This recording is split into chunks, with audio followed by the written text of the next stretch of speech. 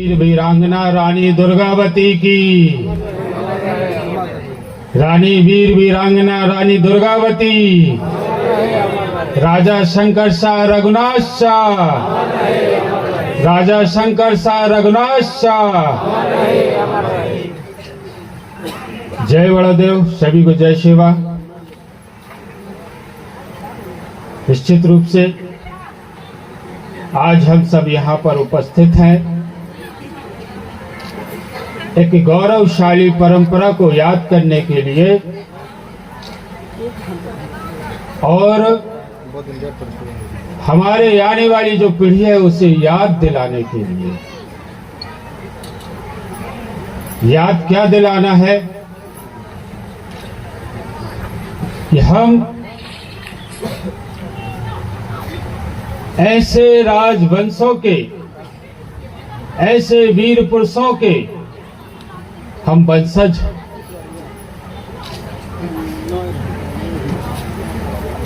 जिन्होंने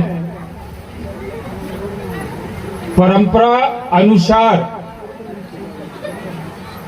जैसा कि उस परिवार से निरंतर संघर्षों की नई नई कहानी और स्वयं की बलिदान यह दर्शाता है।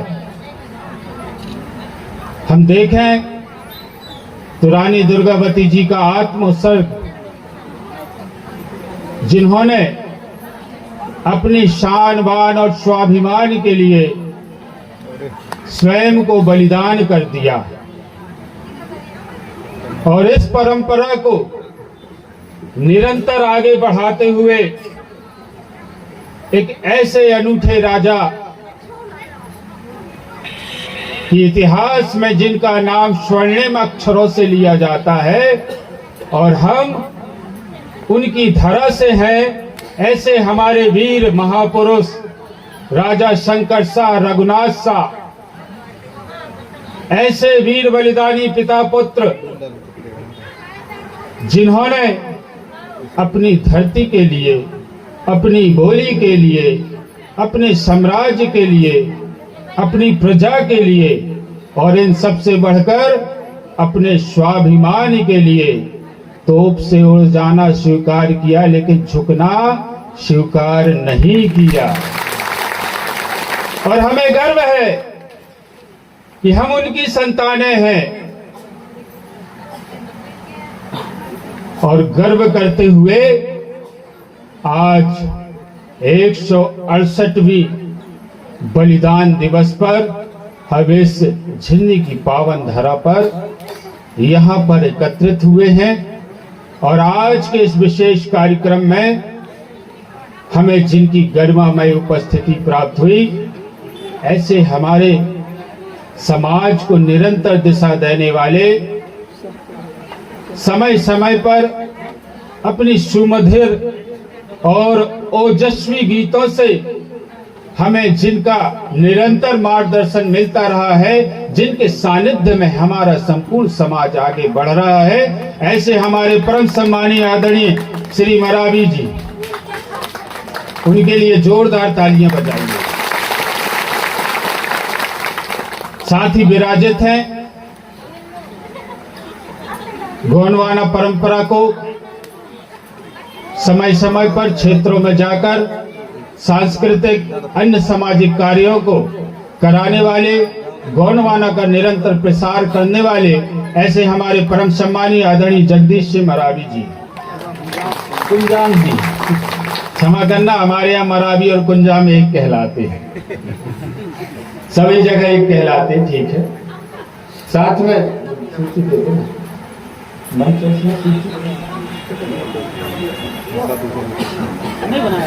साथ में हमारे सहयोगी आदरणीय श्री कुलस्ते जी, चेतन जी कुलस्ते जी, उनका भी जोरदार अभिनंदन करिए कि समाज के मोह में आज वो इस क्षेत्र में भी पधारे हैं और ये मोह नहीं, ये समाज के प्रति उनका समर्पण है, उनका भी मैं इस मंच पे अभिनंदन करता हूं।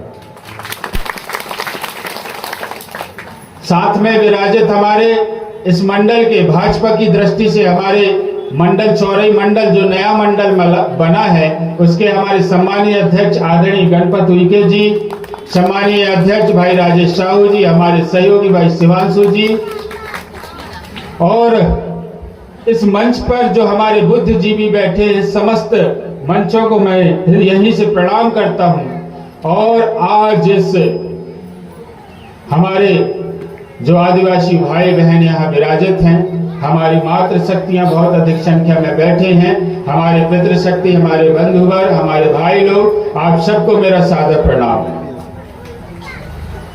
वास्तव में पिछली बार जब मैं यहाँ मुझे आमंत्रित किया गया था तब भी मैंने उन्हीं बातों को कहा था और आज भी उन्हीं बातों को मैं दर्शा रहा हूं। आप जरा एक विचार करें कि हम आदिवासी हैं, हम मूल निवासी हैं, हमारी अपनी पहचान, हमारी अपनी लोक संस्कृति, हमारी परंपराएं हैं और ये वो परंपराएं हैं जब पृथ्वी रही तब यह आदिवासी समाज था। और सबसे बड़ी बात यह है कि समय काल बीतता गया लेकिन ये आदिवासी समाज आज भी है। और सबसे बड़ी विशेषता, हम आज भी अपनी मूल स्वभाव को धारण किए हुए हैं, हमारे स्वभाव में जरा भी परिवर्तन नहीं। ये हमारी विशेषता है कि भले हजारों साल से ये चीजें चली आ रही हैं लेकिन हमारा अपना मूल स्वभाव आज भी हमारे अंदर विद्यमान है और यही हमारी विशिष्ट पहचान है और यही आदिवासियत की पहचान। आप लोगों को एक विषय और बता दूं, एक आकलन हुआ है कि उस समय से लेके इस समय तक बहुत सारे ऐसी समाजें हैं जिनमें परिवर्तन आता गया, उन्होंने अपनी मूल स्वभाव को खो दिया है। ऐसी बहुत सारी चीजें हुई हैं जो तत्कालीन समय से आज तक उन्होंने अपने मूल स्वभाव को खो दिया है, लेकिन यदि किसी का मूल स्वभाव आज भी विद्यमान है तो वह आदिवासी समाज है। और आज हमें इस समाज पे गर्व है क्योंकि हम आदिवासी हैं, मूल निवासी। निश्चित रूप से समय के संघर्षों में बहुत सारे ऐसे अत्याचार हुए, संघर्ष हुए, दबाया गया, कुचला गया, लेकिन हमारी जो ये धरोहर है, हमारी ये जो संस्कृति है और इन सबसे बड़ी बात जो हमारी रक्षक ये प्रकृति है, ये हमें हमारे शरीर में खून नहीं लोह बहलाता है, बहता है, प्रवाहित होती है और इस कारण आज भी हम जस के तस विद्यमान हैं। ये हमारी पहचान है। मैं मानता हूं आज के समय पे लोगों के अलग अलग विचार हैं, अलग अलग बातें हैं, अलग अलग संघर्ष है, लेकिन आज के इस आधुनिक युग में हमें कहां जाना है ये हमें तय करना होगा। बहुत सारे लोग विकास की बात करते हैं, बहुत सारे लोग संघर्ष की बात करते हैं, बहुत सारे लोग अन्य अन्य प्रकार की बात करते हैं, लेकिन वास्तव में आज हमारा यहाँ पे समग्र समाज बैठा है। यही समाज हमारे आज पूरे जनपद की पहचान है। आज वास्तव में मुझे ये गर्व है कि हमारा समाज जगा है। आज का जो हमारा अपना समाज है ये जागृत अवस्था में है और ये विचार करता है, ये मनन करता है कि हमारी आने वाली पीढ़ी किस दिशा में जाए। आज हम विकास को तो मानते हैं लेकिन अपनी पुरानी परिपाटी को भूलते नहीं है, उसे छोड़ते नहीं। ये हमारी विशिष्टता है और इस तारतम्य में आप सबका सेवक होने के नाते, आप सबका बेटा होने के नाते इस मंच के माध्यम से आप सबको ये विश्वास भी दिलाता हूं कि क्षेत्र विकास में कहीं कोई कमी नहीं रहेगी और इन सबसे बड़ी बात समाज के विकास में भी आपका ये बेटा जो भी सेवा कर सके वो कम। हमारे बैठे हैं समाज के मार्गदर्शक और समाज के प्रति मैं और अधिक तो नहीं बोल सकता, किंतु हमारे अपने मुखिया बैठे हैं, बुद्धिजीवी बैठे हैं। समय समय पर इनका जो भी आदेश सेवक के लिए होगा उसे मैं तत्परता के साथ पूरा करूंगा। और ये सब करके निश्चित रूप से समाज हमारी बहुत बड़ी है, इसलिए इसको समाज गंगा भी कहते हैं। समाज को यदि हमने थोड़ा सा भी कर दिया तो भी हम उससे उड़ेड़ नहीं हो सकते, क्योंकि हमारा समाज सर्वत्र है, सर्वज्ञ है और सर्वशक्तिमान है। क्योंकि इसके मुखिया, इसके जो देव है हमारे अपने बड़े देव। और समाज की सेवा मतलब बड़े देव की सेवा, और बड़े देव की सेवा हम नहीं कर सकते, इतना हम पे सामर्थ्य नहीं है। लेकिन समाज ने जिस उद्देश्य से मुझे आशीर्वाद देकर यहाँ भेजा है उस आशीर्वाद को फलीभूत करना मेरा काम है। और यदि मैं सेवा भी कर सका तो मैं अपने आप को धन्य समझूंगा। आदरणीय जितेंद्र जी मुझे बताएं, आदेश करें। अब चूंकि आपका बेटा आया है, और सुनो सबसे बड़ी बात ये है, आपके बेटे के पास में कोई पिटारा इटारा नहीं, आपके बेटे के पास में है तो खजाना है, और खजाने में कोई कमी नहीं है। मैं इस बात को आप सबके सामने बताता हूं। सही बात है। अभी हाल ही में इस क्षेत्र पे मैंने ऐसे बहुत सारे अधिक कार्य दिए हैं जो अब तक छोटी छोटी राशियों में मिलता रहा है, लेकिन जब से आप लोगों ने मुझे अपना सेवक बनाया है मैंने बड़ी बड़ी राशियां दी हैं। और मेरा संकल्प है कि प्रकाश वहां होना चाहिए जहां अंधेरा हो। निश्चित रूप से यहां अंधेरा तो नहीं है, किंतु विकास की कमी है। और मैंने तय किया हूं कि ये जो सिरा है, यहां से कुंडेश्वर जनपद की गिनती शुरुआत इधर से हो, ये मैंने तय किया। मैं मानता हूं कि पहले कभी कहते थे कि झिरनी आखिरी गांव है, लेकिन मैंने यहाँ के गांव वालों को मैंने विश्वास दिलाया कि ये आखिरी गांव नहीं है, इस जिला के ये सबसे पहला गांव है जो कि यहाँ से शुरू होता है। इस बात पे आप सब लोग गर्व करो। माननीय विधायक जी को मैं अध्यात करना चाहूंगा कि आज इतना बड़ा जो पंडाल लगा है, ये सब हम समाज के लोगों ने 1-1 रुपए जोड़ करके कार्यक्रम किया है। और माननीय विधायक जी, जो हम लोग यहाँ कार्यक्रम कर रहे हैं 2017 से लगातार कार्यक्रम कर रहे हैं, और हमारे लोगों का इच्छा है कम से कम यहाँ जो शुरुआत हुआ था शंकर साहब रघुनाथ साहब का, तो कम से कम कुछ भव्य हो जाए और एक अच्छा सा सामुदायिक भवन हो, ताकि हमारे लोगों यहाँ बैठने का व्यवस्था बन सके।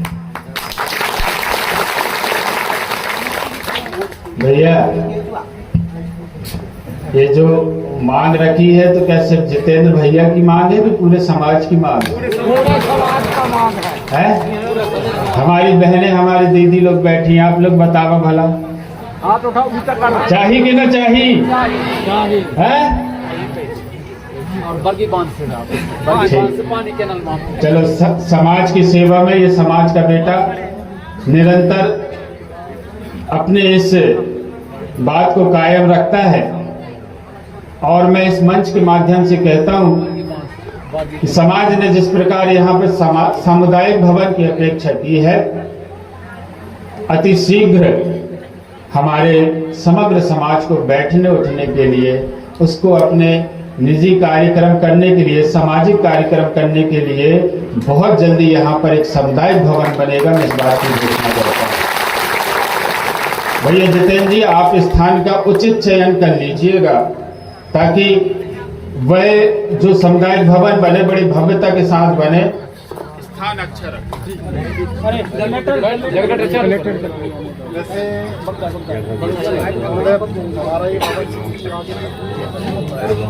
लाइट अच्छी है। नाम का नाम बता कर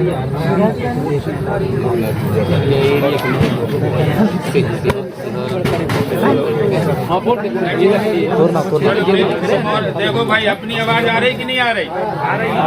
सुनाई दे रहा है? एक मिनट हो गई ना। पानी कैनल बंधान से बरगी बांध से कह रहे हैं। दूसरा पत्र आया है मेरे पास कि छात्रावास बनना चाहिए कि नहीं बनना चाहिए। अभी जब मैं पिछली बार आ रहा था तो हमारी बेटियां तूफान में लटक के आ रही थी। उस दिन मेरे को दर्द हुआ कि हमारी बहनें हमारी बेटियां पढ़ने जाती हैं, लेकिन रात बेरात शाम सकारे हो जाती तो वहाँ से गाड़ियों में लटक के आ रही। तो उस दिन मेरे को बड़ी चिंता हुई और उसी दिन मैंने शासन से मांग रखी कि यहाँ मोहनी पे एक बालक छात्रावास हो और एक बालिका छात्रावास।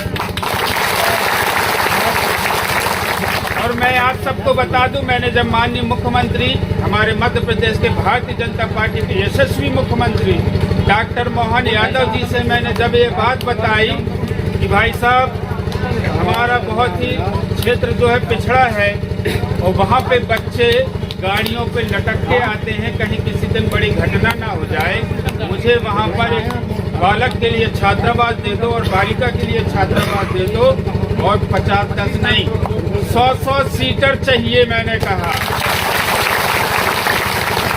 मैं धन्यवाद देना चाहूंगा माननीय मुख्यमंत्री जी को कि उन्होंने मेरी बात सुनी और तत्परता से स्वीकारता दे दी है। आने वाले समय पर वहाँ पे 2 हॉस्टल बनेंगे 100 सीटर, एक कन्या छात्रावास, दूसरा बालक छात्रावास। और मैं आप लोगों को बता दूं, अभी मैंने सुबह एसडीएम मैडम को और तहसीलदार को बोला हूं कि वहाँ स्कूल के पास जगह चिन्हित करके दी जाए। वहाँ स्कूल के पास ही मैंने कहा हूं कि छात्रावास वहीं बनेगा। हो सकता है कि कल परसों तक अधिकारी लोग आए और वहाँ पर निरीक्षण करेंगे।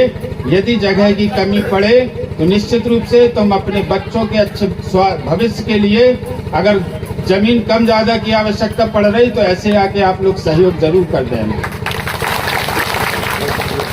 दूसरी चीज, दूसरा पत्र ये आया है कि यहाँ पर जलाशय बरगी डैम जलाशय का पानी तो आना संभव नहीं, क्योंकि यहाँ छीता खुदरी डैम बन चुका है और यहाँ पर नहर की मांग की गई। तो निश्चित रूप से शासन के समक्ष हम अपना सुझाव रखेंगे और इन दिनों मध्य प्रदेश की भारतीय जनता पार्टी की सरकार निरंतर जल संरक्षण की दिशा में काम कर रही है, जिसके अंतर्गत हमारे इस क्षेत्र में 3 बड़े जलाशय बनाए गए हैं। एक तो छीता खुदरी, दूसरा दड़गड़ और तीसरा बधुआ डैम।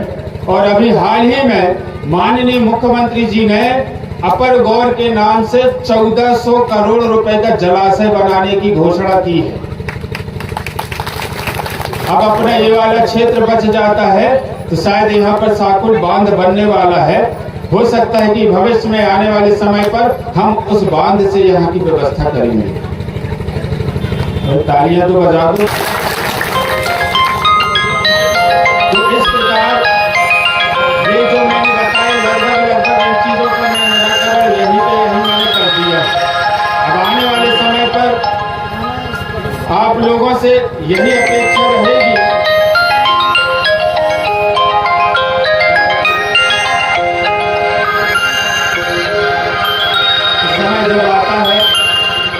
तो हम लोग समय जब आता है, काय का समय आता है सर बनाने का या फिर प्रतिनिधि चुनने का। मैं इस मन से हालांकि मैं कहना नहीं चाहता था, लेकिन कुछ बताना चाहूंगा।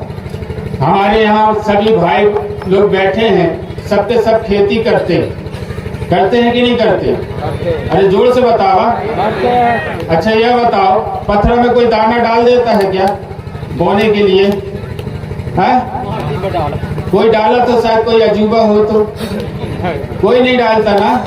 हम लोग दाना वही डालते हैं जहाँ पे अच्छी उपज हो सके। इस आशय से डालते हैं कि हम यहाँ पर दाना डालेंगे, कल को खेती अच्छी होगी, फसल अच्छी होगी तो हमारे परिवार में संपन्नता आएगी। यानी कि हम इस आशय से डालते हैं कि जहाँ दाना डाले उधर वो उगे। अब यही दाना आपका आशीर्वाद भी है। चाहो तो पत्थरा में डालो, चाहो तो उपजाऊ जमीन में। इससे ज्यादा कुछ नहीं कहूंगा। आप सभी के बीच में आप सभी ने मुझे बुलाया और आप सबके बीच इस समाज गंगा के बीच उपस्थित होकर निस्संदेह मैं अपने आप को सौभाग्यशाली समझता हूं आपका ये बेटा निरंतर आपकी सेवा में रहेगा। इन्हीं शब्द भावनाओं के साथ बोलिए नर्मदा मैया की। सभी को जय बड़ादेव, जय शिवराम। धन्यवाद। बहुत बहुत धन्यवाद माननीय विधायक जी, जो कि